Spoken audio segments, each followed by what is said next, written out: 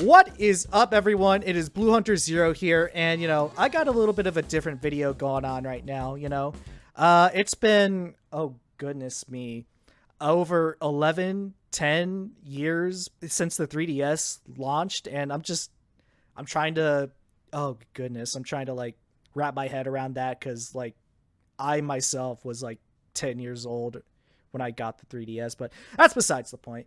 Anyways, so today, like I said, today is a bit of a different video, and to help me tackle this big topic, I brought in some outside help. So you want to take a moment to introduce yourself, Mr. Famous YouTuber? Yes, hello. I am Found. You can find me at YouTube/Found. Here to talk about the 3DS, which is 12 years old, I think. I think it was released in 2011. Oh my goodness. Are we really that old now? Like, are we?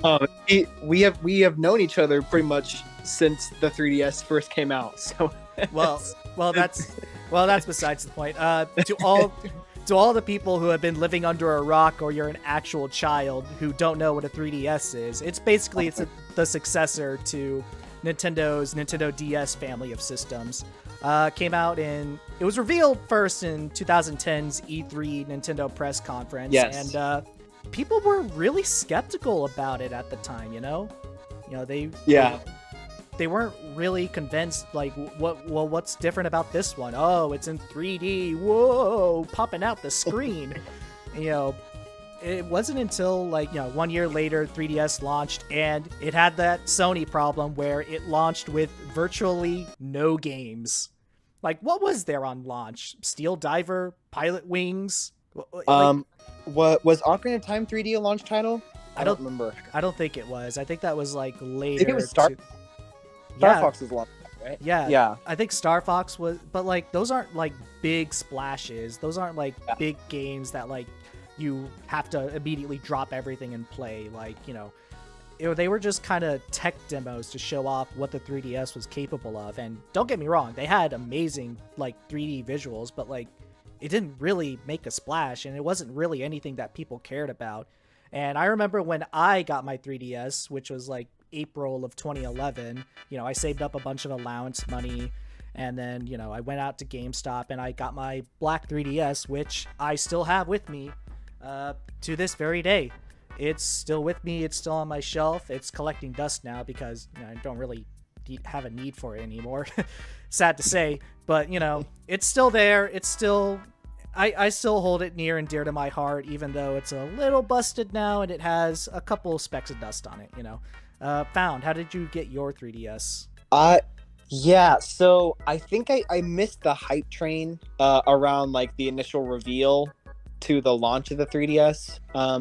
I don't remember when, because I didn't really become like a big Nintendo fan to where I was like following all of the games until like around the time the 3DS might have already been out. So I went back and got a DS like in the early part of 2011, and then in the second half I was like, oh wait, there's actually a new handheld, the 3DS, and it was around that time where I think they were starting to get their price cut. And when we 3D Land was around the corner, and Mario Kart 7 was around the corner. I completely forgot about that. Like, I completely forgot that they had to slash the price of the 3DS. Oh my goodness. Wasn't it like 300, 250 around launch? It was not 300. I think it was 250. Yeah. Which is insane to think about. But yeah, they cut it down to about, I want to say like 180, 190, somewhere around there. So I ended up getting it for Christmas with Mario Kart 7 and I think Sonic Generation. Yeah, Sonic Generations. Wow. Yeah, I got Ocarina of Time with some other Christmas money I got later. And yeah, loved it. For me, the 3DS, I was an early adopter of the 3DS, as I already alluded to earlier. So, I didn't really have any new 3DS games to go along with it. So I had to fall back on my old Nintendo DS library, which, good thing it was backwards compatible, because otherwise this thing was just been a brick sitting in the corner for like a couple months. But, Nintendo also did something in addition to the price slash, and it was the Nintendo 3DS Ambassador Program, if you don't know what that was. So for those of you who don't know what that was basically like a program that early adopters of 3DS got, where they got like a couple of GBA games, and I think among them was Fire Emblem Sacred Stones, Mario Kart, Super Circuit, Metroid Fusion, The Legend of Zelda Minish Cap, and a couple others that I kind of forgot about, but those were the 4 that I mainly remember. Mostly because Fire Emblem Sacred Stones was my first Fire Emblem game, and that's how I got introduced to that series. It wasn't through Awakening with me, like with so many other people. Like me. We'll get there when we get there. We'll get there when we get there. But, like, you know, I didn't know how Fire Emblem worked at the time because, you know, I was a little babby boy, so I lost a lot of units. Rip to those guys. And then Metroid Fusion, which I was really excited for because that was a game that I played a lot when I had my own Game Boy Advance, so seeing it on the 3DS was kind of cool. Mario Kart Super Circuit, we don't talk about that one. It sucks. It's bad. We all know it's bad. And Minish Cap, I adore Minish Cap. It's probably one of my personal favorite 2D Zelda games. But that's a discussion for another time. And, you know, thank goodness that Nintendo put out that program because otherwise, like I said earlier, otherwise the 3DS would have just been a brick sitting in the corner somewhere. Yeah, well, I think it was the price cut that saved the 3DS, but they needed the ambassador program to like assuage people who bought it at full price before. Like if you don't have an ambassador program there for people who paid the $250 before the price cut, then you got a lot of angry early adopters. Yeah. So I think it was a smart move, especially since I don't think they ever sold those games again on the 3DS. No. So like surprisingly, Game Boy Advance games were not on the 3DS eShop, and I never really understood that. You know? Yeah. Like, so if you were an early adopter, like you had something special that nobody else had on the 3DS. And I completely forgot to mention this game during some of the launch games of the 3DS, but Super Street Fighter 4 3D Edition was one of the first 3DS games that I got, and that was one of the first fighting games that I ever played, you know? It's a surprisingly good port, you know? It looks visually good, you know, the supers are all there intact, and it had this little thing where, like, you could assign certain special moves to the bottom screen, which made certain characters very annoying to deal with. You know, you just find Guile online shooting up like 5 sonic booms in a row and then just never letting you get in. That was a lot of fun. Many rage quits were had because of that. And to my surprise, the online community for that edition of Super Street Fighter 4 is like still going strong today, which I was surprised. You know, I was surprised to find out about. And it was like, I don't know, man. I can't hate Street Fighter 4 because of it. Like, I know super hardcore Street Fighter fans, you know, kind of disrespect Street Fighter 4, but, you know, I hold it dear to my heart.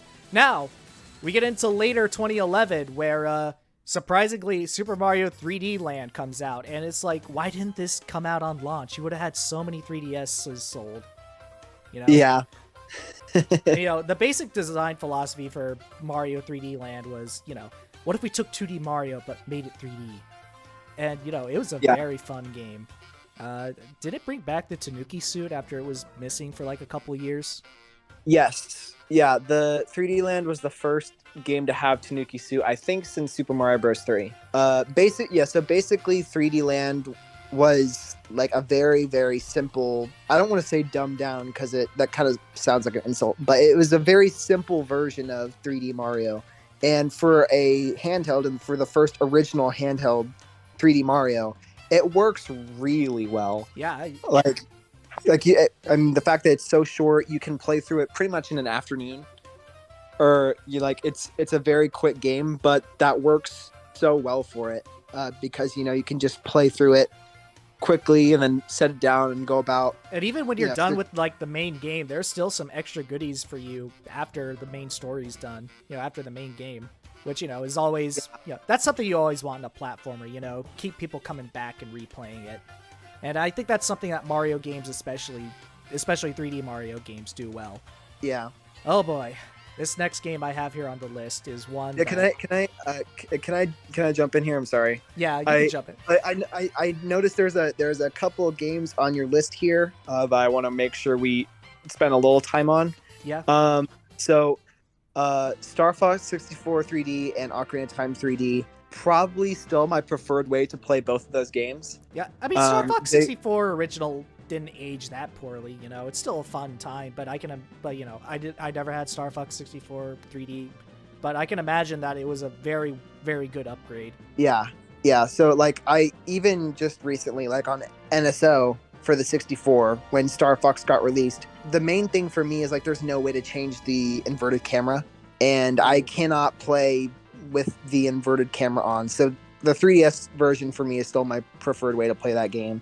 And Ocarina of Time, ooh, There are just so many little fixes in Ocarina of Time 3D that just make it the superior experience, in my opinion. yeah, Like it, the water temple is more bearable. That's a good thing. yes. Ocarina of Time is probably my favorite game of all time, and the 3DS version is the version I first played the game with, and still my preferred version to play today. Yeah, just having the inventory, on the touchscreen just made everything go faster. You didn't have to pause every couple minutes just to equip the item you wanted Right. to get through a puzzle. So Right. so that was a big help. Yeah.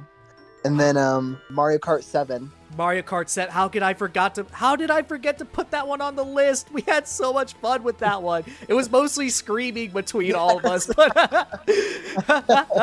Yeah, Mario Kart 7 is a great game. I think after 8 Deluxe came out, it really overshadowed that one because it did pretty much everything that 7 did at that point, with But it being better. a handheld style. But for pretty much from the point 7 came out until even when 8 was out on the Wii U, like 7 had that niche of being kind of like a handheld version and a pretty competent handheld version of 8, even though I know 7 came out first. But yeah, I had a lot of fun with 7 growing up when that one came out. I still will never forgive them for putting in the Queen Bee over Waluigi. Like, would you do that? Who does that? No, you don't get rid of the Waluigi. No, you don't do that. It's always Waluigi time. Yeah, they brought him back in 8. They learned their lesson. Yeah, they brought back the most base human being in history possible. So, everything's all fixed. Everything's good. We can forget that Queen Bee ever happened. And she was from Mario Galaxy. Why they put her in? Yeah. Shout out to the Honey Queen. Yeah, shout outs to her. Anyways, is there anything else we need to talk about from that time period before we go on to the good stuff? No, I think we're ready for year 2. Let's get into it. Oh man. This was the game I was looking forward to the most when the 3DS was revealed. Kid Icarus Uprising. Yes. Bro, this game. I spent so many hours on this game. Oh my goodness. Like, I know the controls could be a little wonky because, you have to play with the touchscreen and only the circle pad. And Lord bless those who were left-handed, Like, oh my goodness. Oh, Lord almighty. The hand cramps. I could still feel them to this day. But once you get past that, you have quite possibly one of the most charming games that Nintendo has ever put out. Like, oh my goodness. Why did they pop off so hard with the writing in this game? Oh my. Yeah, I'm going to say something kind of bold here. I think that Kid Icarus Uprising might have some of the best voice acting in any Nintendo game. Oh no, that's not like that is not a controversial statement at all. Yeah.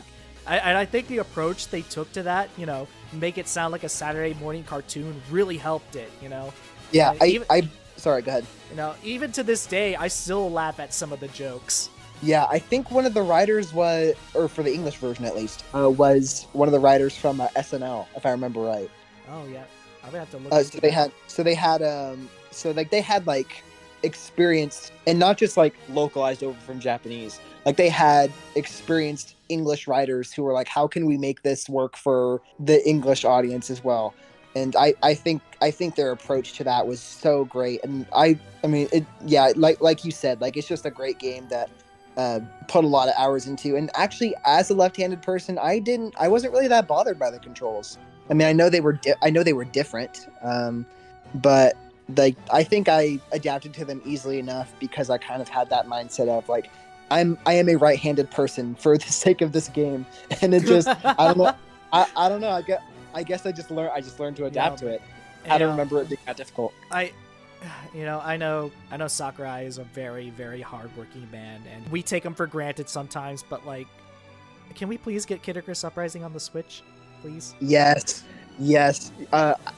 So we were recording this right after the Direct, and I was so sure we were going to see Kid Icarus HD. I was so sure. Oh man, the disappointment. But hey, whatever. It's whatever. At least I still have my physical copy over there.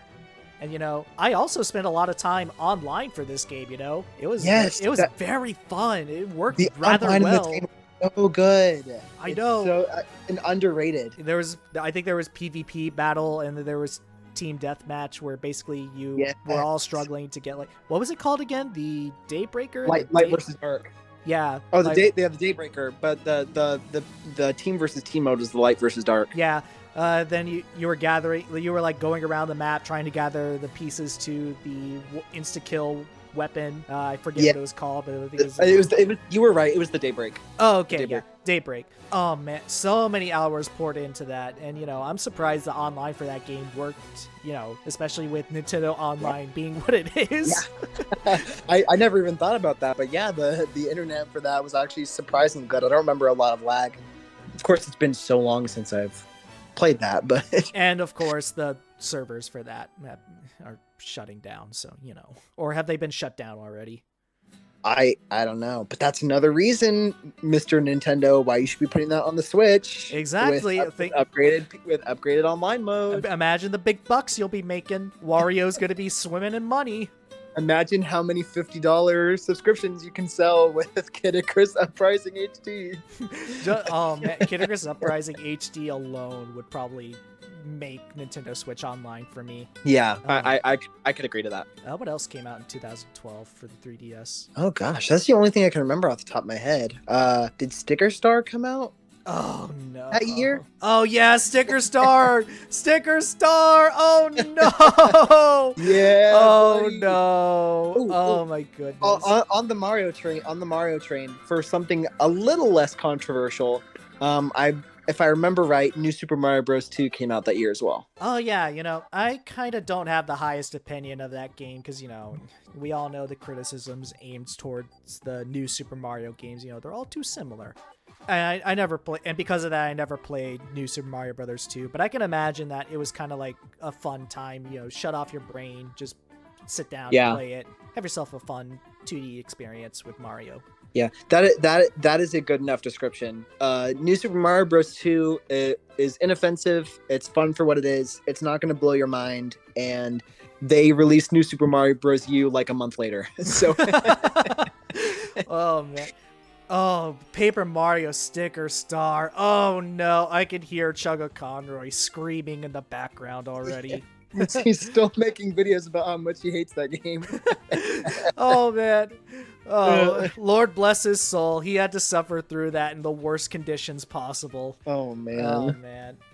Did you play that game by chance?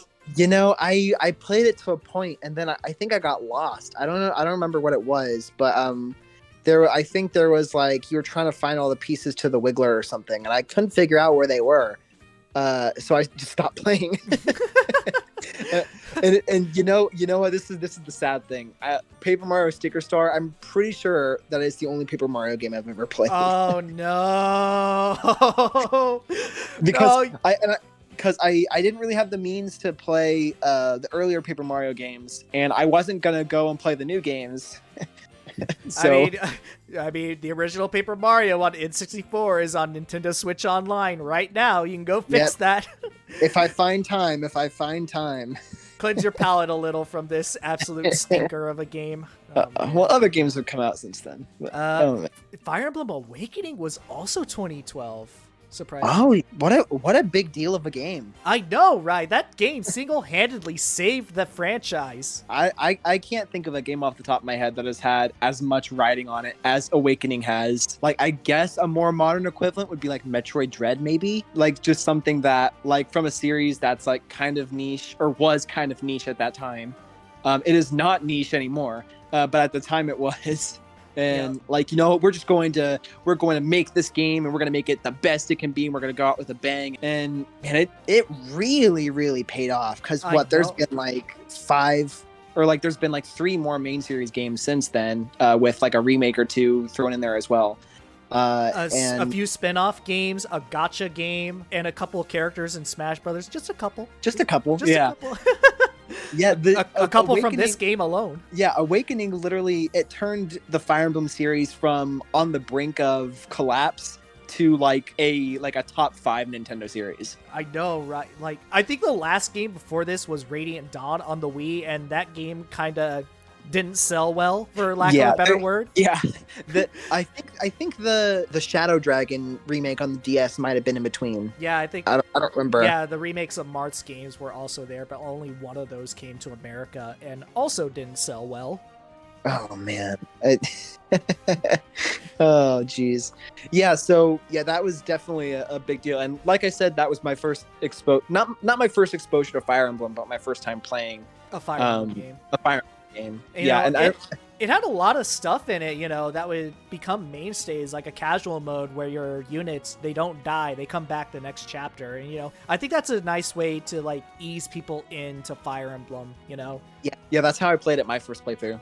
There's nothing wrong with that. If you want to play on casual mode for Fire Emblem, go ahead and be free to do that. I'm not going to judge you. I'm not some jerk on the internet. I might judge you.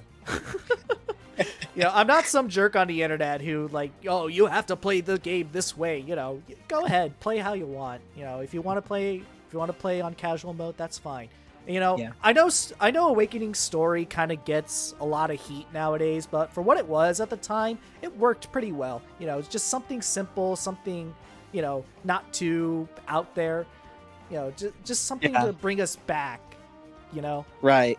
Like it's not like other games in this series on this console that we might be talking about later.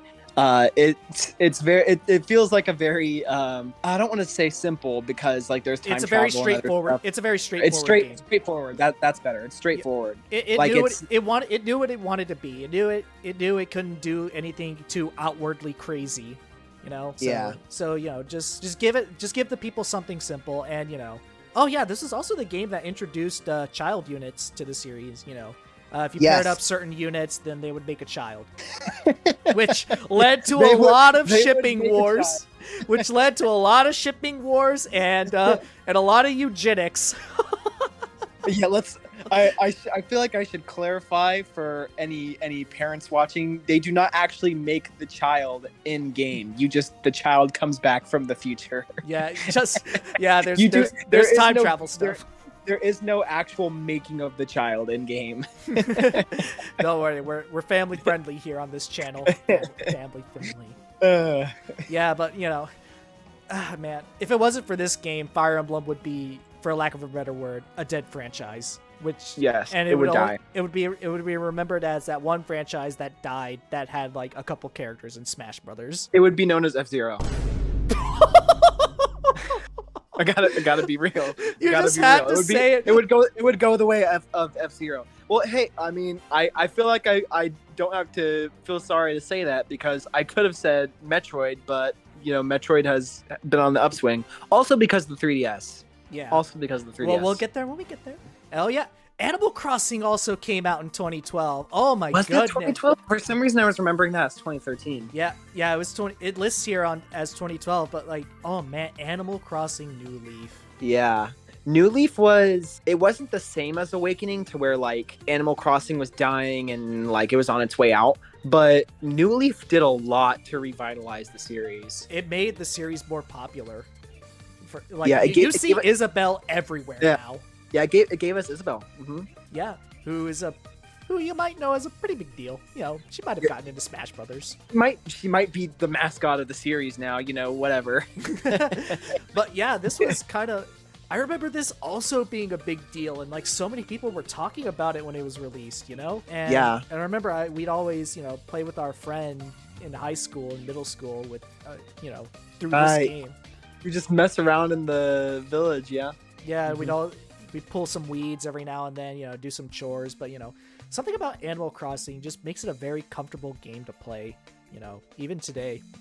Yeah, it's very relaxing. It's very relaxing. And you mentioned Isabelle in Smash Brothers. Isabelle was also in another game, Mario Kart 8. Oh yeah, that's right. And that the stage or the course, Animal Crossing, it is literally based on New Leaf. Like the music that plays, it is the New Leaf theme. Oh man, I may not have spent much time with New Leaf, but like, man, I had such a good time with this one. I may not be the biggest Animal Crossing fan around, but like even I admit, something about this series just puts me at ease, makes me relax, and it's just a fun time to pop back and have some fun. Just not think about life for a little bit. Make friends with these virtual animals. Yeah. Although my favorite villager now is from the next one, New Horizons. So I can't go back to New Leaf anymore because he's not there. Yeah. Oh man, Tom Nook is still a piece of. I'm not gonna say it here. Tom Nook is still a capitalist. Oh yeah. You may not know this game, and I haven't played this one either. But Bravely Default also came out this year. Right. Yeah, that's such a. For those of you who might not know, turn-based RPGs at that point in time were kind of being phased out with all this brand new spanking action RPG goodness. So yeah, Final Fantasy was going more action RPG. Yeah, Kingdom Hearts was getting big, which also got a game on 3DS. Haven't played it. I think that was 2012 too. Yeah, haven't played that one. I imagine the story's a mess. Was Bravely Default really that early? Yeah, I think so. Yeah, I remember it being much later. Maybe I'm just thinking of Bravely Second, but yeah. But Bravely Default, it was kind of a huge deal because that was like Square Enix making another turn-based RPG at that time, where like turn-based RPGs were being phased out, basically. Yeah. So that was kind of a big deal. I haven't played it, and I'm sure Found here hasn't played it either. But it had. I heard from friends. That it had a lot of the Final Fantasy staples. Job class system, story that goes places, lots and lots of backtracking, and of course, awesome music. Can't be an RPG from Square Enix without awesome music. I know it's a Switch game, but I'm just thinking of Octopath music playing in my head right now, and I know exactly what you're talking about. Yeah. But yeah, I think that's all the major big hitters from 2012. Yeah, I think after that we're getting into like 2013, 2014. Looking at your list. Well, yeah, which is like the really good stuff. The Legend of Zelda: A Link Between Worlds. Oh, baby. What do we even say about this one? This is, to some people, peak 2D Zelda. Yeah. I might be inclined to agree with that. Really now? A Link Between Worlds is a very good game. I think I got it on release day. For me, growing up, I didn't necessarily have like an allowance or anything. So when I was able to go get a game, like that was a huge rare deal. Especially to like buy it day of. Like I think that might have been one of the first times I'd ever done that. So yeah, it was a big deal. I think the only thing was I think it was hurt because I think it actually came out the exact same day as Mario 3D World. Ooh. If I remember right, which I know that at that time, like now obviously we live in a place where it's just one console, not like bigger console, home console, and smaller console, handheld console. But even still, like the level of quality and game, like just the amount of game in a link between worlds was, I don't think it was fair to that game to kind of treat it like, oh yeah, we'll just release our big Mario game on the same day, no big deal. I think it really deserved its own time. I'll be honest, I haven't played that one either. I'll get to it someday. I just need to find time. But is there anything in particular about Link Between Worlds that you want to say about it? The fact that it was able to be a reimagining of like of A Link to the Past, even down to I think having similar maps, having the light world, dark world, and still having it feel like a new thing. Like it was very obviously like they'll even say it like the hero from the past talking about A Link to the Past. Like in the game they'll be talking about A Link to the Past, and it's the same world, but it feels so new.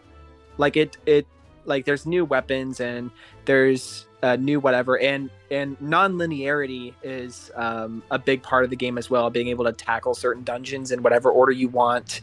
And the story, I think, is one of the I shouldn't say that. I was about to say it's one of the better stories in Zelda. I don't know if I should go that far, but it was a good story for what it was.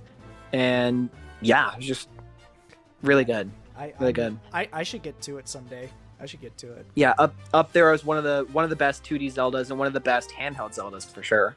Oh my goodness. Mario and Luigi Dream Team. Okay, I'm going to go out and say it. I'm just going to say it right here, right now. This game is not as bad as people make it out to be. It is a good game. And I will defend it till the day I die. It's not as great as Bowser's Inside Story. I will admit that. But for what Dream Team does, oh yeah, wasn't this the year of Luigi? It was. Mm-hmm. So, having him be the main focus of that game, or like being the main gimmick of that game, was, it was refreshing, Luigi got to do something for once. And his powers in the dream world were actually kind of fun to utilize. I think the big gripe people had with this game was that, tutorials were too long, and, I'll admit to that. But once you get past that, man, the combat in this game just flows really well. Yeah, and it looks nice. Oh yeah, especially. It looks really good. I think that's something we forgot to neglect until now. The games visually on 3DS look fantastic. Yeah. Like just in general, or Mario and Luigi? Just in general. Oh yeah. Icarus Uprising, to go back to that for a moment, I still think that's the best looking game on the system. For sure. Yeah. Absolutely one of the best looking games on the system. Yeah. Ahead of its time, I'd say. In terms of just what the console is capable of. Like it definitely felt like that was made for something maybe even like more powerful for the 3DS, just in terms of like the scale of what they were going for with it. Back to Mario and Luigi for a little bit, story was fun, little side extra activities. Boss fights were, of course, amazing. Music went hard. Thank you, Yoko Shinomura. And and I just think Mario and Luigi Dream Team just gets way too much crap. It's a fun time, Yeah. And my over 50 hours in that game will tell you how much I like it. Yeah.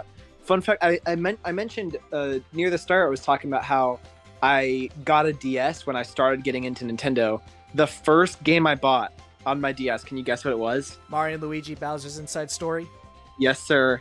And so when Dream Team was coming out, I was like, no way, this is like the very first game I bought when I was like, okay, I'm a Nintendo fan now. I play Nintendo games, was Mario and Luigi, and here's this new game in the series. So yeah, that was pretty exciting to get to experience that. I don't think I've ever beaten a Mario and Luigi game though. I got all the way to the final boss in Bowser's Inside Story and couldn't beat it. And I don't think I actually got there.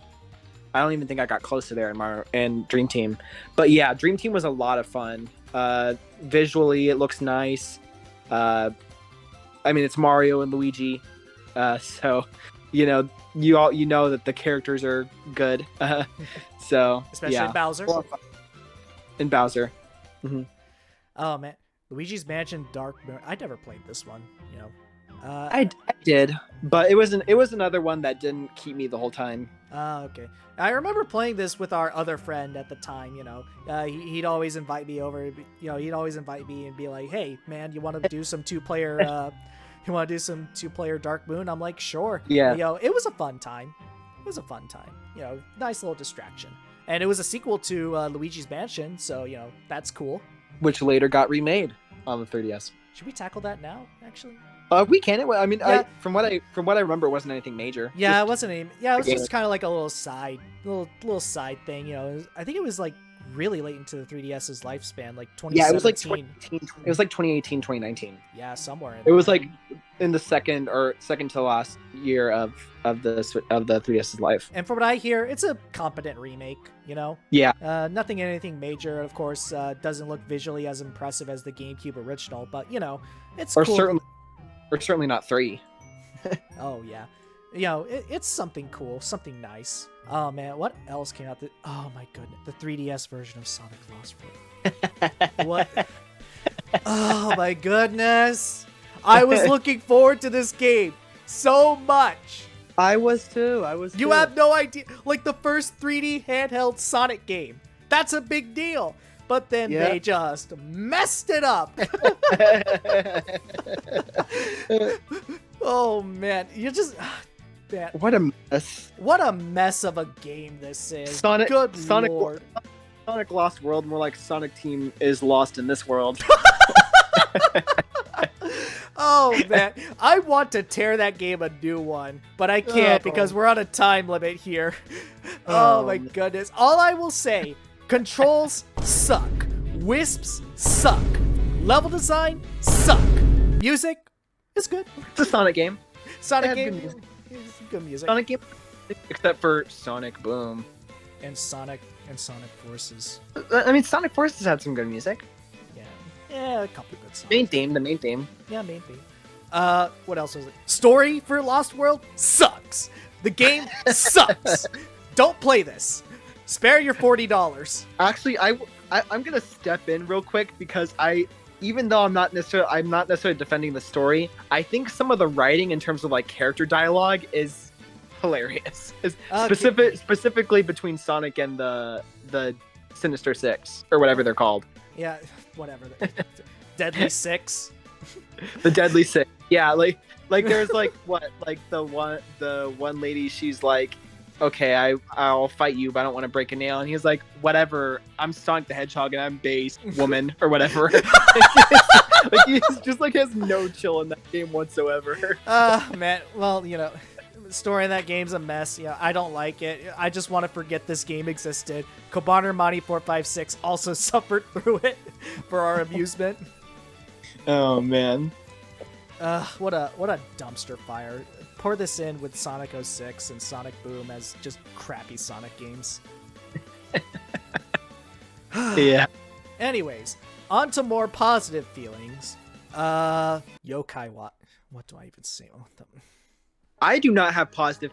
Actually, I have negative feelings about Yokai Watch. I cannot stand Yokai Watch. It's just, I don't want to trash Yokai Watch because, you know, I can't hate it too much, you know, but I will be honest about my feelings. I tried to play it, gameplay, it just didn't do it for me. I could not get into it.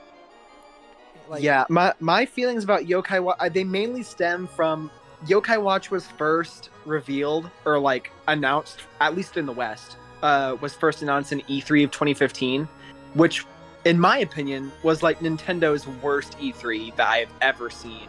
Like they had nothing big to show. Like it was such. I'm right there with you. It was such a bad. Like they had like Mario and Luigi Paper Jam and Animal Crossing Amiibo Festival and Star Fox Zero. And Star Fox Zero. And here's Yokai Watch. Everybody get excited about Yokai Watch. And I was watching that and I was like, this is not Pokemon. Like you're not Pokemon. Why did people try to hype this up as the Pokemon killer? Yeah. and look what happened. Yeah. I don't know if Yokai Watch is actually good or not. I really can't say. And I know that it was just a symptom of like a greater issue at Nintendo, being the Wii U was dying, the 3DS wasn't saving it, and like it was just Nintendo was kind of on fire at that time. And so like they were just kind of like throwing stuff at the wall, hoping something would stick. Meanwhile, like in the back, hoping the Switch would be successful.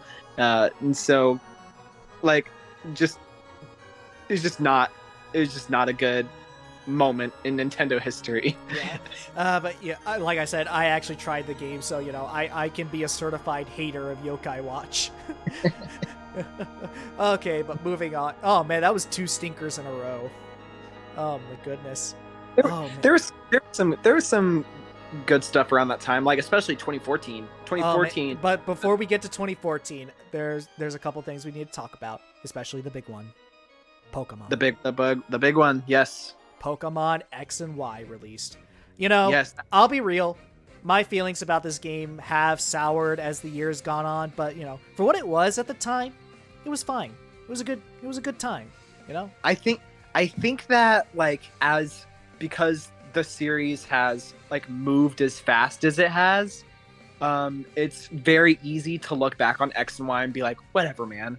But at the time, X and Y was a super huge deal. They're like, yeah, Pokemon's coming on the 3DS and everything has 3D models. And look, they're actually, 3D models moving and you're doing all this crazy stuff and like whatever. And it was like a really exciting time for Pokemon when X and Y was announced. And how can we forget the big thing?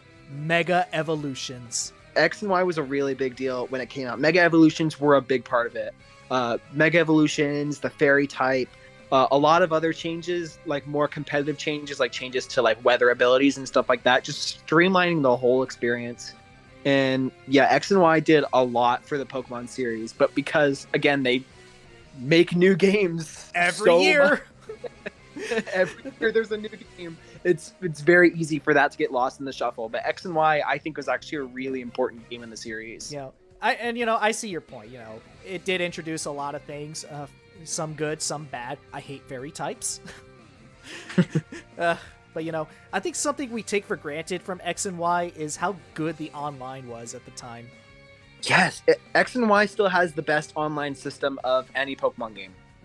Gen 7's online system, trash. Gen 8's online system, trash. Gen 9 is okay, but X and Y still has it beat 10 years after it came out. Man, almost 10 years. Oh, wow. Almost 10 years. 10 years in September. That's oh my god. We're old. We're freaking old. Oh man, but X and Y's online system was just simple. Just look at the bottom screen, tap on who you want to tap on, trade and battle. Boom, done. Yeah, yes. And nowadays you got to put in like a code, and then for Sun and Moon it was just like getting to the plaza and hope you can find whoever it is. Oh, we'll get there. I want to know. Oh, okay, I'll leave it till later. I was about to go into a whole rant about the Festival Plaza, but we'll save it for later. Yeah, we'll save it for later. Man. Festival Plaza, something else. Oh man, but looking back at it, X and Y, I think it could benefit from a remake. Yeah, gotta do Black and White first. Gotta do Black and White first. And game. Please wait. Give it time. Yes, please. Make sure you don't mess this one up. They wanted to make Pokemon Z so bad, but it just ended up in the trash can. Yeah, and they 2015 was one of those rare moments where we didn't have a new main series Pokemon game. You could have slotted Z in there. They really could have. Oh well, it is what it is. Let's move on to 2014. So 2014. Oh man, Yoshi's New Island. I did not play this one. This is all you, brother. Oh, man, I didn't play this one either, but I have heard things. About this game. Every time I hear like clips of the music from this game, it just makes me sad for this whole series. It just makes me sad. It's like what? Like literally, it's some dude farting into a kazoo, and they're like, "Yes, that is the soundtrack for this game." And apparently they did it again in Crafted World. Apparently. Oh my goodness! Could the Yoshi series please get something decent for once? Well, I heard Woolly World was good. Okay, so let's look into 2014 really quickly. So first off, I want to bring this one up because I have it written down. Kirby Triple Deluxe. It's a good Kirby game. It's a good game. It's Kirby. It's Kirby. It's Kirby. He sucks. He copies. He sucks. Kirby really sucks. He sucks up enemies. He copies them. It was a really fun time with this one, and I did like the shifting plane gimmick that this one had. Kind of brought a new. Yeah, Kirby Triple Deluxe. It didn't reinvent the wheel. It didn't even like do something like bring back the series, because like obviously that's what the game before Return to Dreamland did, and it didn't do what Forgotten Land going in 3D. We're going crazy, but for what it wasn't like new Super Mario Bros. Where it's like whatever, it's just another 2D Kirby game, or like Star Allies, whatever, a new 2D Kirby game. Like it felt like it had a lot of heart behind it, even if it was like more simplified from Return to Dreamland. So very good. Boss fights were fun, and some of the new copy abilities were really fun. I remember, was this the game that had the Jester copy ability? I keep forgetting. I think so. Yeah. Yeah, it was like very fun just seeing Kirby do all these tricks on the ball and juggling, and he uses those to attack enemies. That's the kind of cute, charming stuff I'd love to see from this series. Oh yeah, also Eldritch Abomination final boss. You'll love to see it. Yes. Can't have a Kirby game without one. Always. Without some cute enemy turning into literally Satan. Or in this case, it was a giant bee. So Satan. Oh man. Oh yeah, the Phoenix Wright Ace Attorney trilogy came out this year. Oh man, we could probably dedicate an entire video to Phoenix Wright on its own. I do love me some Ace Attorney. I'm still hurt he didn't get put in Smash, but man. I'm just glad this one existed, you know, if only just to have newcomers like you get into the series. Yeah. Also, since we're talking about Ace Attorney, the other games are on the 3DS too. Oh yeah, they will never get re-released because Capcom doesn't like any of those. With the exception of 4, I believe. I think 4 was a DS game, if I remember right. Yeah, Apollo Justice. Was that one 4? Yeah. Yeah. Anyways. Apollo Justice. Yeah, I haven't played any of the 3DS Ace Attorney games because, you know, like, those games are they take a lot of time, you know? A lot of brain power. I think those would also be games that would benefit, because, like, the Ace Attorney trilogy, amazing. I love me some Ace Attorney. I love the characters. I love the humor. The original trilogy was also re-released on all consoles, I think. So Switch, PS4, Xbox, Steam, yeah. So I think that the other 3 Ace Attorney games could benefit from a re-release as well, especially since, like, they even just, like, re-released Great Ace Attorney, like, so you know that, like, the Ace Attorney series is still ongoing, I believe. It's just, like, I think that a re-release for those would benefit a lot as well. Exactly. You know, for some reason, Capcom doesn't want to re-release them because they just keep re-releasing the original trilogy. Please, Capcom, put these games on other systems. Oh man, what else came out this year for the 3DS? Monster Hunter 4 Ultimate. I hear is a good game. You know, not really a Monster Hunter guy, but, you know, I know my older sister was a big Monster Hunter fan. She still is. And she had a lot of fun with this one. Oh man. Yeah. Oh man, here we are with another banger of a 3DS game. Super Smash Brothers. What do we even say? What? Oh man. Between the two of us, dude, how many hours we put into playing this game? Typically the 3DS version? I have no idea. I remember every day we'd come to school. Every day before school started, we just gather around and just play some Smash Brothers, because that was the only way we could spend our time. Every day. Oh my gosh, what a joy! What a joy this was, man. I remember it was a huge deal because, like, Smash Brothers on the go with the entire roster from the Wii U version there. Like, what's not to love? Yeah, and then you could go home and you could play on your Wii U, and all the practicing you did at home still benefited you. And oh man. Yeah. And this is also the first Smash game to have DLC, which was also really well done in my opinion. Yeah. But, like, oh man, just the memories between all of us and our friends at school, just, oh man. I know we dunk on Smash 4 nowadays. Like, because it was on the Wii U. Like, I know we all dunk on Smash 4 nowadays, but, like, I still hold a lot of those memories near and dear to my heart, because honestly, if it wasn't for that game, I don't think our friendship would be as strong as it is right now. Of course, yes. Smash was a big part of our friendship for sure, and that was something that I even talked about, and I actually just recently made a Smash Ultimate video, you know about this, and one of the things I talked about was friends that I've made because of Smash, which is, you know, among other people, you. So yeah, this game was a huge part of that. Yeah, man. This game, man. I have so many, like, oh man. I'm sorry. To think about, sorry, while you're thinking of your next thing, to think about, like, Smash 4, and not even just, like, the game, how it turned out, but the hype behind it. We could probably make an entire video dedicated to Smash 4 alone and our memories with it. Yeah, like you can like, and even just looking on the like from the first announcement with Mystery Wada, E3 2011, all the way to like that first E3 2013 trailer.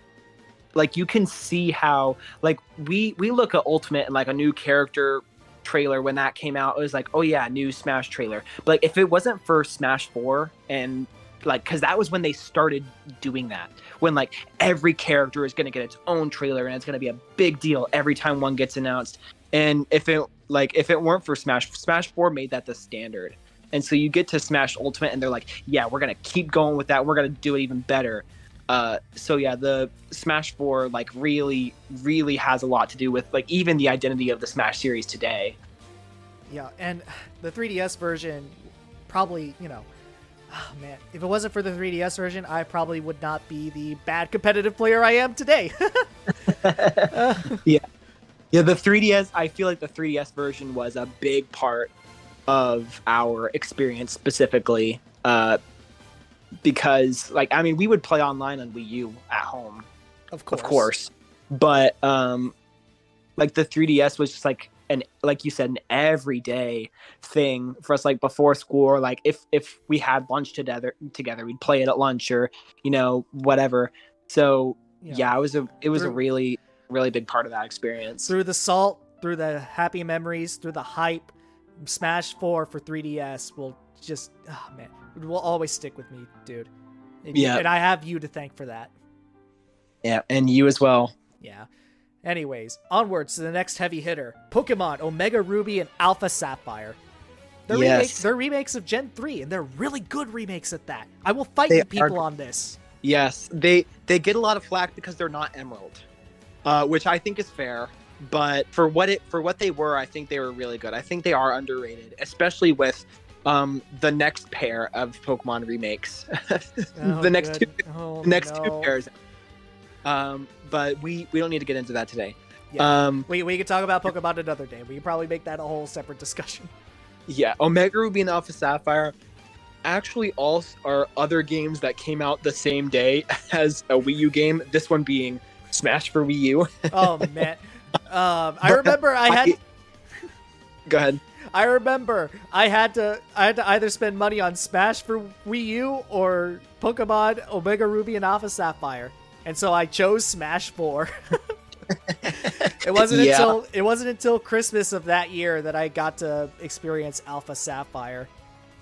Oh man. And, Alpha Sapphire is the correct game. Of course. Alpha Sapphire is the correct game. It's funny because the original Sapphire on GBA was my first Pokemon game. My first proper Pokemon game. So, I had a lot of nostalgia riding on that one. So it's probably why I, to this day, really love Omega Ruby and Alpha Sapphire. It also had a pretty cool epilogue. Yes, and the Delta episode. They pretty much put that in to get some, not necessarily Emerald content, but like some Rayquaza related content to kind of tie the whole thing together. And it was really good. Not anything mind blowing, but it was a good, like, kind of thing to tie the whole thing together. And Zinnia's theme is crazy. Zinnia, the remix in Smash Ultimate especially, goes dummy. Yes, it goes dummy. It goes dummy stupid.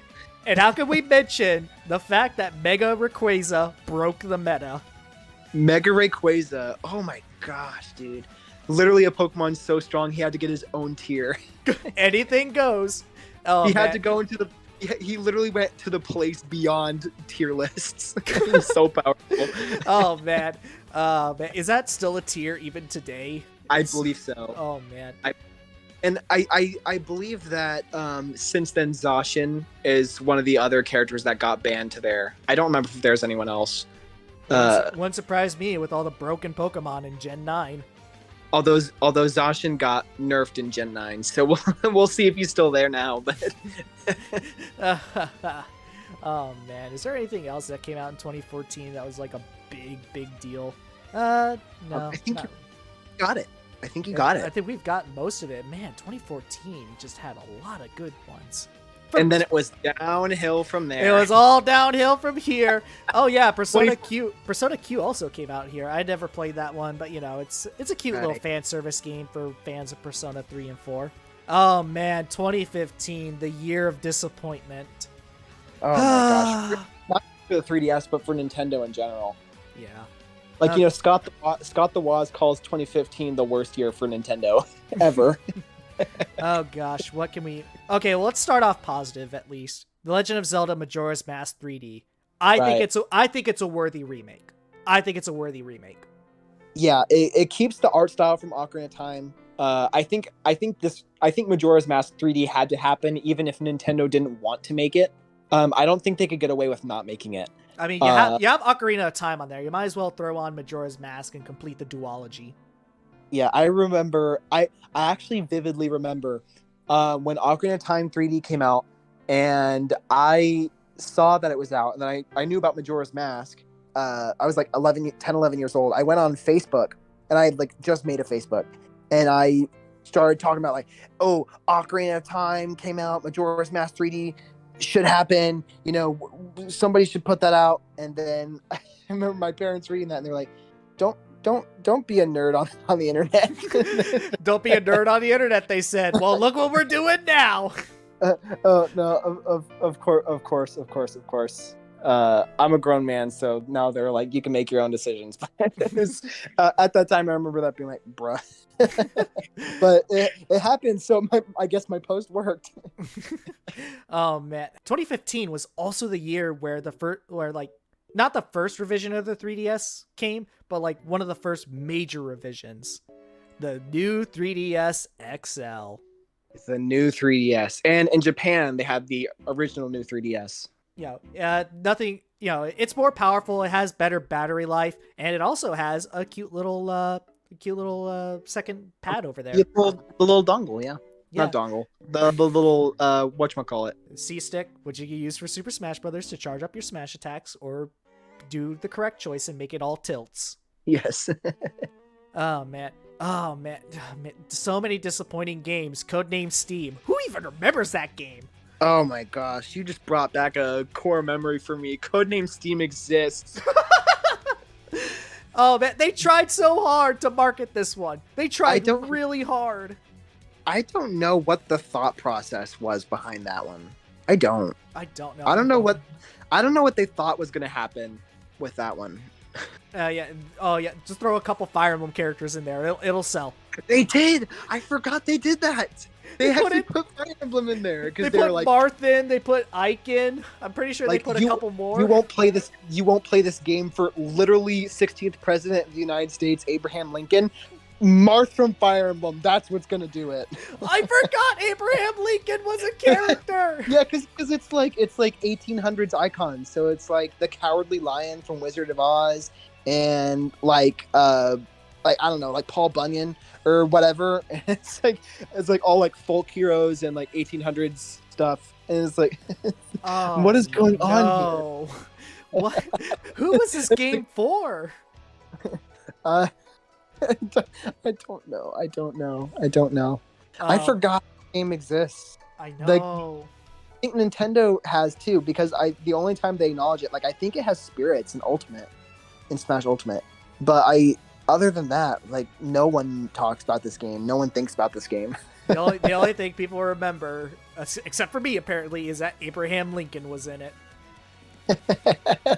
I can't believe it, dude. I can't believe I forgot about that game, and I can't believe I remembered it. The biggest is The Legend of Zelda Triforce Heroes. What a disappointment. You know what? I will defend this game. I'll defend this game. You will? It bad. It wasn't bad? It wasn't bad. It was not mind-blowing.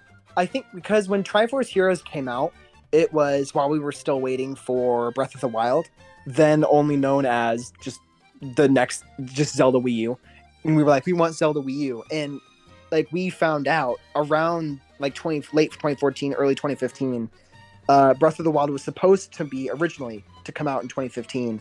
And they were like, no, it's going to get delayed. And so this was the Zelda game we got instead. And so I think a lot of the anger towards Triforce Heroes was more based on, like, oh, this isn't the Zelda Wii U I wanted, and it's not. It's not your traditional Zelda game. There's a lot different. It's linear and it's more like kind of arcadey. It's really not fun without friends to play with. But if you do have friends to play with, it is a really good time. I will admit that because I remember one of our friends had this game and we'd gather around and we'd have some fun. Yeah, especially when we'd throw each other off. Yes. Oh my gosh. We always threw each other off the stage. Oh my goodness. Yeah. Oh, it's such a good time. Oh man. I will. I don't know, man. I'm just disappointed that it wasn't original Four Swords. Yes, I see what you're saying there. Like if they had like a fourth guy and or like make a Four Swords remake maybe or something. Yeah. I see what you're saying. Yeah, I probably wouldn't have as strong feelings towards it. Oh, but the next game we're talking about, I definitely have some strong feelings. Fire Emblem Fates. Oh my goodness. Yes. That's the one with Camilla. Yes, the only character that exists from Fates is Camilla. Maybe female Corrin too. Oh, man. This post was made by Intelligent Systems Gang. You guys like Camilla, right? She gets like 6 ults and heroes. And she's an Engage. She's now also an Engage. Oh man. But to summarize my feelings about Fire Emblem Fates, this game, it tried to do something different. It wanted to be something so much more. Yeah. 3 splitting pathways, all with their own unique stories and maps.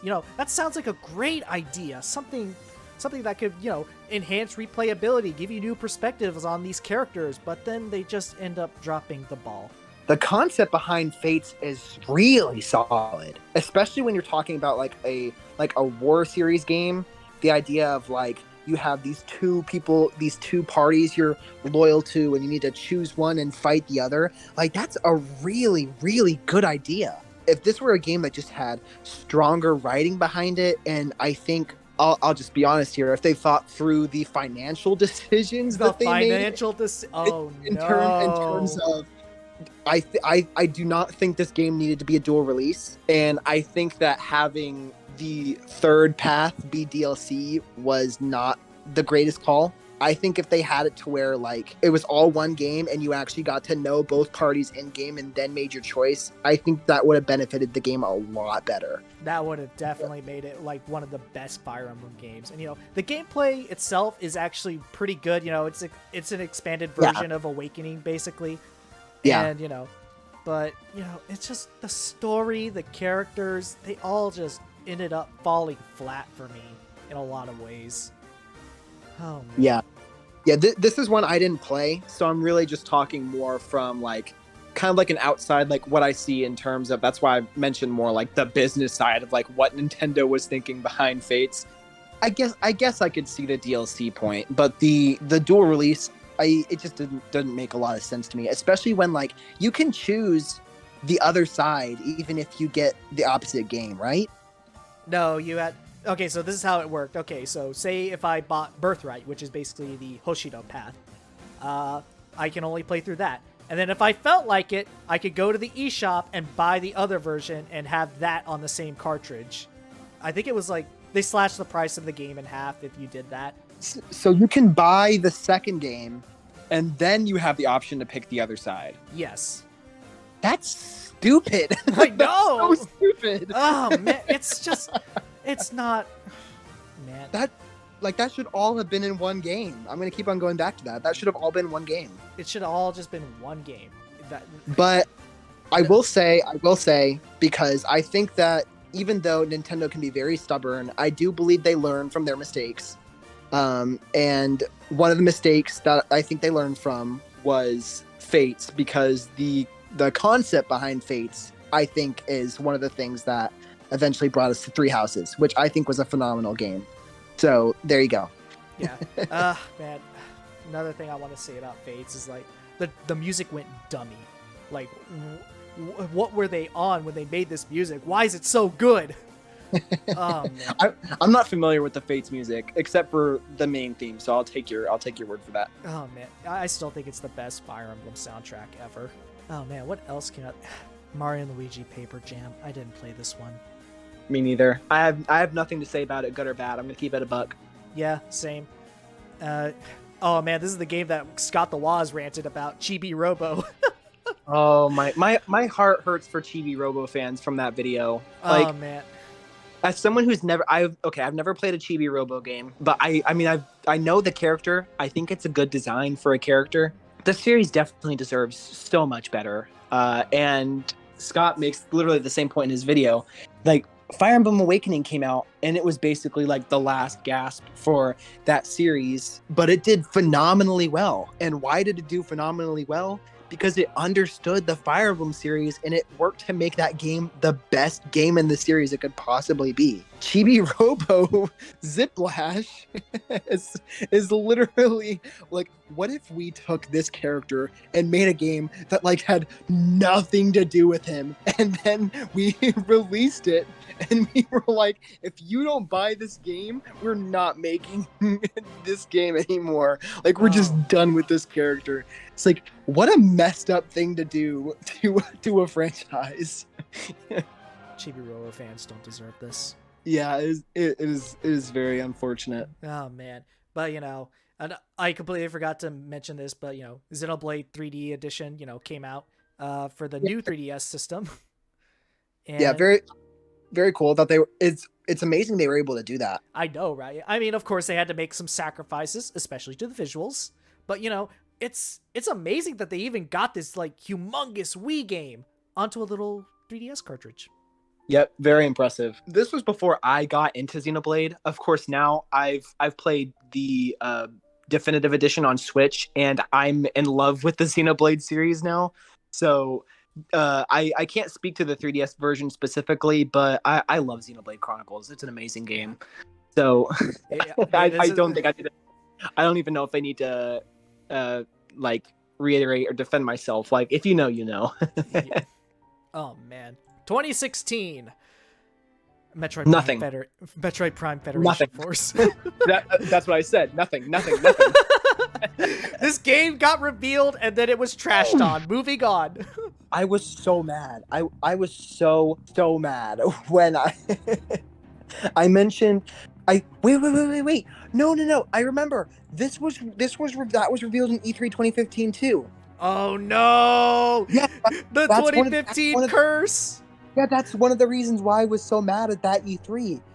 It was like Yokai Watch, and it was Mario and Luigi Paper Jam, and it was Metroid Prime, not Metroid Prime for real. It was Metroid Prime Federation Force with soccer mode. That's your new Metroid game, Metroid fans. And that, even though I wasn't a Metroid fan at the time, but I was so angry for Metroid fans. I was like, you can't be serious with that.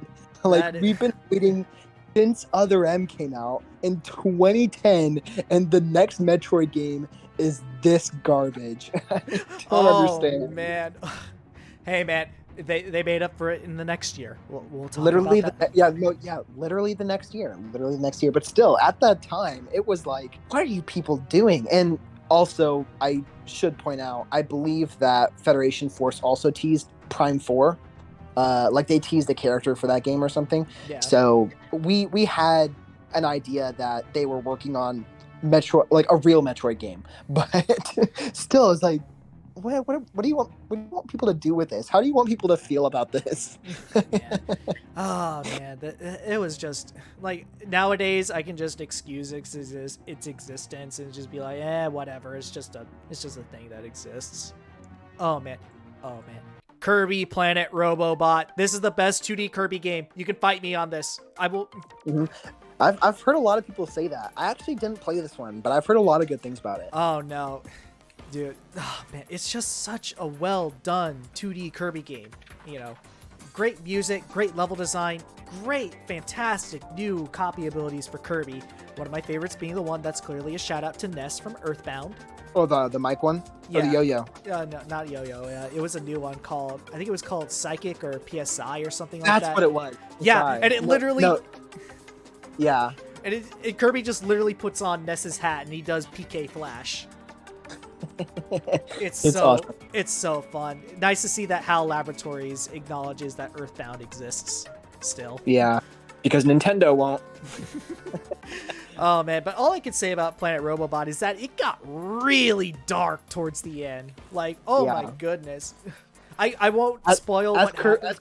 As Kirby games do. I won't spoil what happens, but good Lord Almighty, it just got. Woo, we are dealing with some family drama, and if you know, you know what happens at the end of that game. Okay, and then we come to the third set of Pokemon games, Pokemon Sun and Moon. All right, I think you have more to say about this than I do, so I'll let you take the stage. When I first played Sun and Moon, I loved it. My first playthrough, I loved it. And then I started a second playthrough, and I kind of got bored halfway through. I didn't hate it, but I was like, I'm done. I moved on to other games. Then a couple years later, skipping ahead a little bit, long story short, I sold my 3DS. I bought a new 3DS, and I bought Ultra Moon. And I played through it for like the first 3 hours. And I was like, what is this game? To be fair to the original, Ultra Sun and Ultra Moon add a lot of extra tutorial and a lot of extra dialogue that the first game doesn't have. But even still, like, there's just so much slog to go through, and the game just feels so slow, and I don't know. Looking back on Sun and Moon, it's honestly one of the games I would be least likely to go back and play again. You know, it's kind of the opposite for me because I really love Sun and Moon even today. I think it has probably one of the better storylines from a Pokemon game. You know, it really does. You know, up there with Gen 5 and later on Gen 9. Didn't this game change up some of the ways that competitive battling worked? Yeah, this is the game that introduced super training with the bottle caps. Mm-hmm. So you know, it made EV and IV training a little easier. Yeah. Also, breeding was a little streamlined. So you know. It was. You could see like the actual like what IVs your little reject had, and if it didn't have the IVs you wanted, you could just send it away. Yeah, and if you it also, instead of being a daycare, it was a nursery. So it wouldn't raise your Pokemon's level anymore, which meant that you wouldn't accidentally lose your egg moves. Okay, we can rant about it now. The Festival Plaza. Yeah, the Festival Plaza. What were they thinking? What were they thinking? What were they thinking? I don't know what it is about Game Freak, but they are the prime example of if it ain't broke, fix it anyways. Like the PSS was literally the perfect online interface, and they were like, what if we made it bad? And they tore it down and they started over and they made the Festival Plaza. To this day, I have no clue how it was supposed to work. Like it was such a mess to try and get connected with people on that system. I don't understand it. I think that's the only way I can really describe it, is that I don't understand it. Oh yeah, this game also had Z moves for whatever that's worth. They were trash. They were okay. Oh wow, we're getting controversial. Z moves are the worst Pokemon gimmick. Worse than Dynamax? Yes, worse than Dynamax.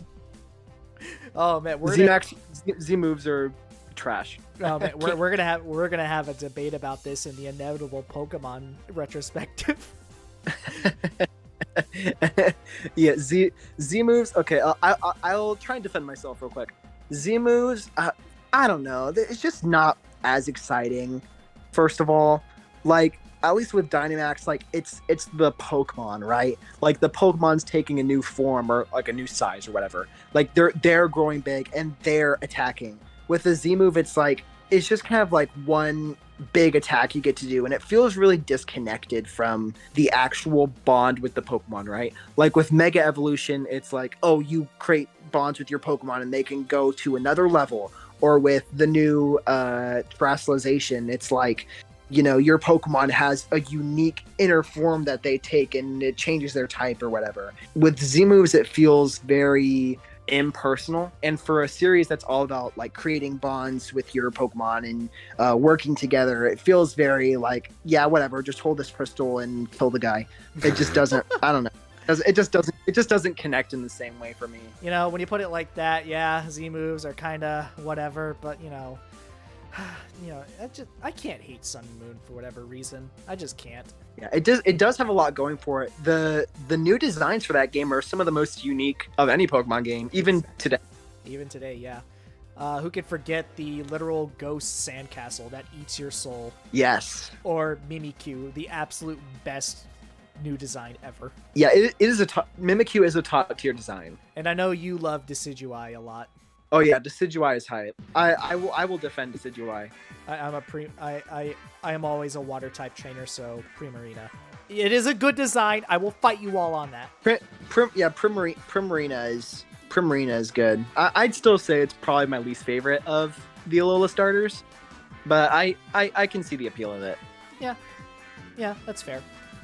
Oh man, what else came out this year? Oh man, Dragon Ball Fusions. Okay, I'm gonna be real quick about this one. This game is pure fan service for Dragon Ball fans, and I love it. It's just a shame that the Western version had to be censored because they changed swords into sticks. Wait, what? Yeah, I'm not kidding about that. They changed swords into sticks. Like Trunks' sword? Yep. Man. That's the kind of stuff that actually gets me mad. That's so stupid. Look, we don't want Americans to think that swords exist. Meanwhile, we have guns. Oh, man. Oh, yeah. Hyrule Warriors Legends came out on the new 3DS, which included a female version of Link called Linkle. And I think that was cool. Yeah. Also, the 3DS version added Wind Waker. Oh, did it? Yeah. It wasn't in the original? No. Or maybe was it in the 3DS version or was it DLC? I think it was in the 3DS version. I know there was like an expansion, a bigger expansion for the 3DS version. And then I think there was also Marin from Link's Awakening, I think was also a part of that. Yeah. But it's just it's kind of cool, kind of like with Xenoblade Chronicles 3D. It's kind of cool to have a handheld version of the console game, so, it's a cute little novelty. Yeah, in terms of the fan service for the series, the 3DS version I think did well. In terms of being a functioning game, I haven't played it, but from what I've heard, it did not succeed.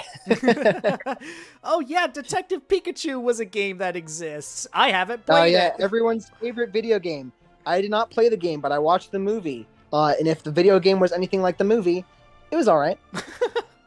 Yeah. Yeah. Oh yeah, Miitopia.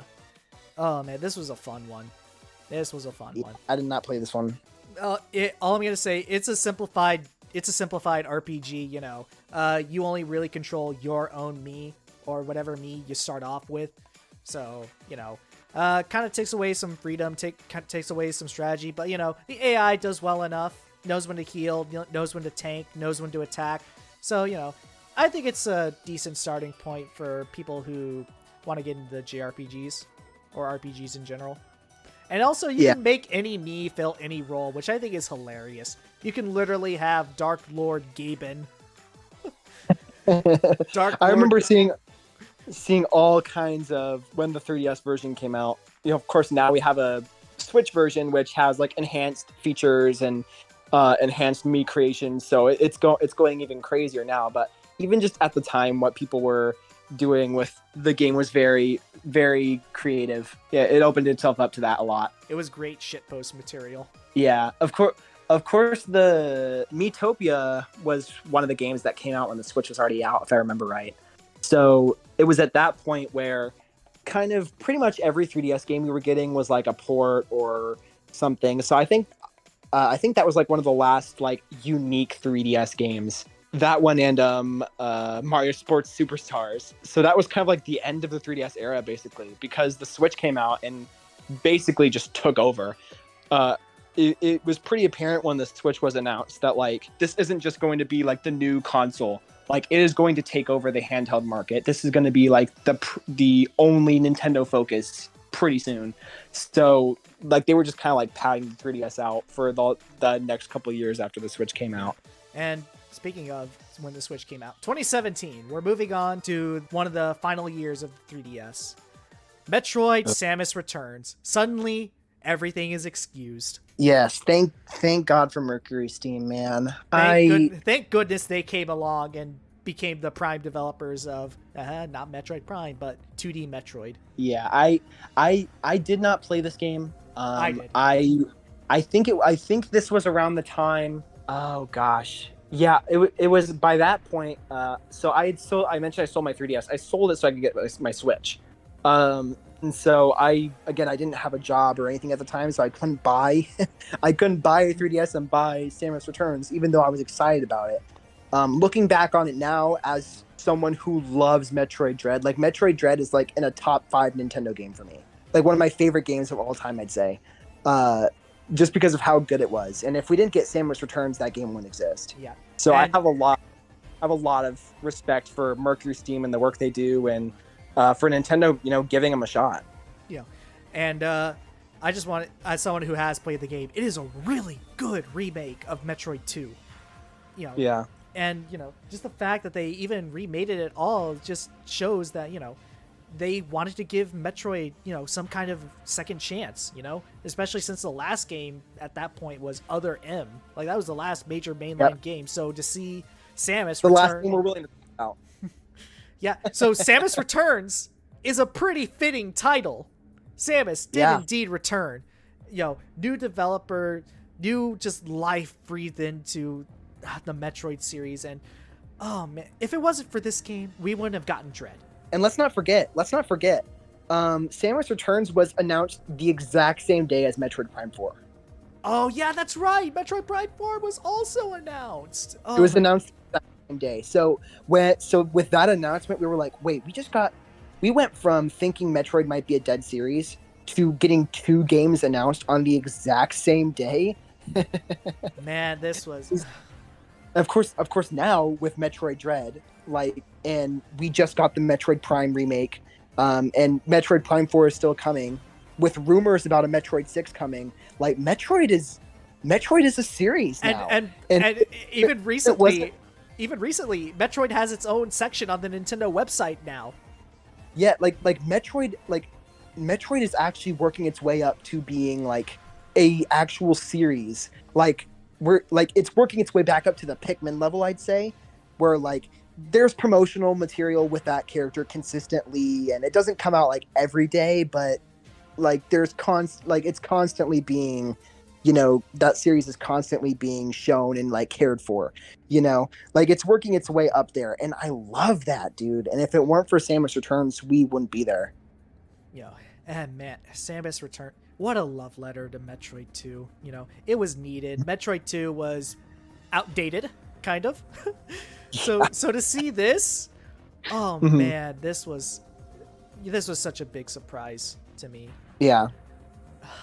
I am so happy this game exists. Yep. All right. Next up, Fire Emblem Echoes: Shadows of Valencia. I didn't play this one, to be honest. I played a little bit of it. But to see them remake an obscure game from the franchise's early history, that's a big deal right there. Yeah, and it's kind of interesting because even in promotional material today, the new Fire Emblem game, Engage, that just came out, or Fire Emblem Heroes, the mobile game, whenever they go back to those characters now, it is their Echoes designs. It is their Echoes artwork. And it just kind of shows that how influential this game was as a remake, that it basically reinvented those characters. Even though it's the same story, from what I know, I didn't play the original. It gave those characters another shot, basically. And so yeah, that's pretty cool that it was able to do that. Yeah, and Fire Emblem Echoes, from what I hear, it has a few elements that are still carried over from the original game that are a little questionable. But hey, what? At least this game exists. At least it brought new life into these characters, brought them back to the forefront. And I think, and even today, Celica is still she is the face of this game. Sorry, Alm. Yeah. Yeah, Alm is kind of put in the background. Alm is not an engage, at least not as an emblem. He's one of the rings you can get, but he's not like a playable character. Yeah, Celica is like the main character, even though it felt like it was the opposite in the actual game. Like in the actual game, it felt like Alm was kind of more of a focus and Celica was kind of on the side. So I'm not sure how that happened, but Popularity. Not that I'm complaining, but yeah. I'd say popularity has something to do with it. And I think Celica got her, like, you know how Fire Emblem Heroes had that like whole choose your legends thing? You know, Yes. I think Celica came before Alm. So, Yeah, you know. that I can't say that surprises me very much. Yeah, I mean, she is a pretty popular character. Yeah. Yeah, and we have this game to thank for it. So, you know, and hopefully we get more Fire Emblem remakes in the future. Yeah. Please make a Genealogy of the Holy War remake. That's all I'm asking. Yeah. It is rumored. Yeah, genealogy or Thracia, I'd say. Probably. Yeah. They are rumored to happen. They were leaked with Engage, so maybe. We'll see. We'll see. And then you already kind of talked about your feelings about Pokemon Ultra Sun and Ultra Moon. Yeah. Yeah. To reiterate for those who forgot already, garbage. I haven't played these games, so I don't know. I can't say. I will say I know there's controversy around the next main series Pokemon games, which were Sword and Shield. I'm just gonna say I would play through Sword and Shield like 3, 4, 5 more times before I went back and played Ultra Sun, Ultra Moon. Oof. We're gonna move on before we get dislike bombed. Oh man, but other than I think beyond this point, it's only like little bits and pieces of like noteworthy, like not even like noteworthy games, but just like little bits and pieces of like, oh yeah, that came out. For example, like there's Mario and Luigi remakes. Yeah. There's Oh yeah. Yeah, Mario and Luigi Superstar Saga remake. I hear it was okay. Doesn't hold a candle to the GBA original, which you can play on the Nintendo Switch Online right now. For free. Actually, not for free. I don't know why I said Not for free. Not for free. If you have NSO Online, you can get it for no extra charge. Yeah. Oh yeah, Kirby Battle Royale, which I heard was a pretty fun platform fighter. And there's the sequel on the Switch if you want to try that out too. Yeah. And Fire Emblem Warriors, I don't talk about it. It's a garbage game. I don't care for. We can talk a little bit. We can talk a little bit about like how Fire Emblem Warriors was really disappointing because I think it had a lot of potential, but they decided to basically make it about all their new games. Literally, they just put in Marth and Lyn, I think, and then like Tiki was DLC, and Celica, and Celica. That's right. That's what else she was in. Yeah, so it just felt like they could have done a lot more. Like even with Engage, that just came out. I've mentioned Engage like 5 different times already, but like that has like a character from every Fire Emblem game. Like it wasn't hard to do that. Like one character from every game is all you had to do. Also, but Warriors didn't have like, Ike. Instead, it was like 5 characters from Awakening, 5 characters from Fates, and Marth, and that was it. Oh my god! Unacceptable. Not even Ike, not even Roy. Not even Ike and Roy, who you were talking about, the choose your own character. Those are literally the 2 most popular Fire Emblem characters of all time, and they weren't in the game. What were you thinking, Intelligent Systems? I don't know what the thought process was behind that. I think that Fire Emblem deserved a Warriors-like game. I get why the series was chosen for that, but they need to. I know you can't have a huge roster with a game like a Warriors game, but like I said, just one character from every game, or maybe like 2 from every game, and that's all you had to do. But that's not one I played. That's not one I ever plan on playing. But I played a little bit of it. I think that could have been thought out better, because if it weren't for my issues with the roster, I wouldn't have a problem with it at all. Yeah. And of course, from that point onwards, I think the only notable Nintendo 3DS game is Persona Q2, which, you know, fan service for Persona 3, 4, and 5, which, you know, is fun. But that was the only Nintendo thing we had of Persona 5 at the for time. a while. Yeah, because I remember the big thing was I think that one came out in like what, 2018, 2019? 2018. Yeah, because I feel like I remember when that one came out, we already knew that Joker was going to be in Smash. Like we had that first reveal trailer. And it was I like, think this oh, was okay, before. maybe. My brain's kind of running together around that time. But I remember seeing Persona Q2 on the 3DS and being like, okay, Persona 5 is on the PS4 or the PS3 and PS4, and Joker's in Smash. The only thing we have for Nintendo was the 3DS Q2. And I was like, they need to put this on the Switch. And Look what happened. 4 years later, they finally did. But the wait for that was, so like, man, I'm a Nintendo fan. I'm trying to play Persona 5 because it's in Smash, but they drag their feet doing that. So Yeah. And, I think we hit all the major 3DS talking points, I'm sure there are like a few other games here and there we forgot to talk about. And if you want to talk about them in the comment section, you go right ahead. But I think that's where our journey for the 3DS ends. Well, the 3DS itself will continue to live on, especially in the hearts of hardcore Nintendo fans like ourselves, and especially with modders, homebrews, emulation. Like, the 3DS will never die. And I think that's the wonderful thing about like these older consoles, is that through a small but dedicated group of people, they can continue to live on, and newer generations of people can play them. I'll add on, the thing that makes the 3DS so great is, I think one of the things that makes gaming in general so great is that like the things that were done on the 3DS were just a stepping stone for like what came next, right? And we've mentioned this like multiple times throughout our talk today. Like, what went into Mario Kart 7 is what gave us Mario Kart 8. What went into Smash 3DS went into what gave us Smash Ultimate.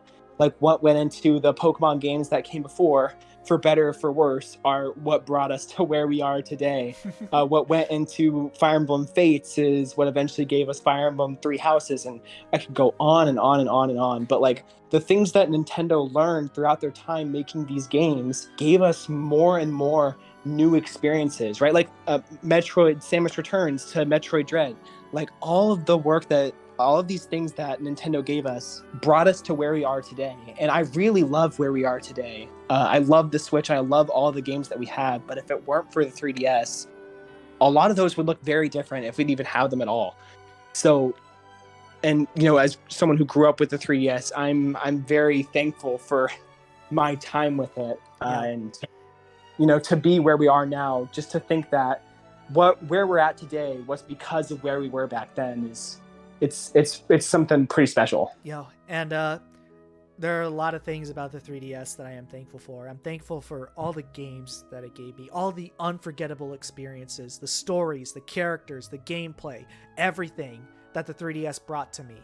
From the hilarious but heartfelt Icarus Uprising to the fresh and new Fire Emblem Awakening, to Metroid getting a second chance, to playing Smash Brothers with my friends every day before school, and Mario Kart 7, all of those things will hold a special place in my heart. And if it wasn't for the 3DS, I probably would not be the avid video game joyer I am today. Because the 3DS was where I really started to get into video games, where I started to really learn what a game could be. And I have Mr. Iwata, I have Mr. Sakurai, Mr. Miyamoto, Reggie, all of those people at Nintendo that were there at that time to thank for all of that. And and if I am ever lucky to have any of those people view this video, I just want them to know, thank you for giving me so many good years because of the 3DS. Absolutely. I'll give a special thank you to Mr. Iwata as well. He literally put his heart into Nintendo. Like, it was his life, and you could tell he cared about not just like the numbers, but like the company and the people that work there, and like the vision behind their games and everything. And he really like put his heart and soul into it. And I don't want to get too mushy here, but he was gone too soon. And to think of like that, even going back to the Switch now, like knowing that the Switch was like the last big project he worked on, and that one of the last things he worked on was making sure setting up the Switch for success. So where we're at now, we also have to thank for him. we have him to thank. So special thank you to Mystery Wada, of course, always. You know, and I especially want to give a thank you to you, Mr. Found, for coming in, talking about all the memories of the 3DS and just how much this little brick meant to all of us. I'm thankful for you too, brother. Thank you for having me. Yeah. And to all the friends and family and whoever else watches this, thank you so much. Have yourself a fantastic day, night, evening, whatever it is, wherever you are. Have yourself a damn good one. And I'll see you all next time. Take care.